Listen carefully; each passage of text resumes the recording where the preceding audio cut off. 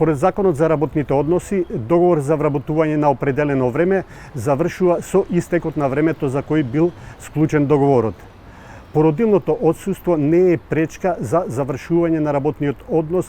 на определено време со истек на времето за кој бил склучен договорот за вработување. Работничката која користи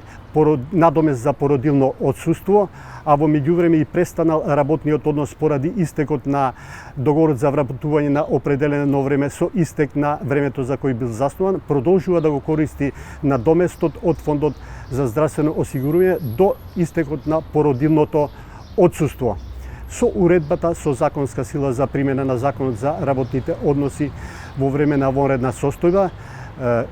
жените кои користат породилно отсуство, односно кои користат надомест за време на породилното отсуство, продолжуваат да го користат до истекот на времените мерки, што значи подносителката треба да се обрати до Фондот за здравствено осигурување.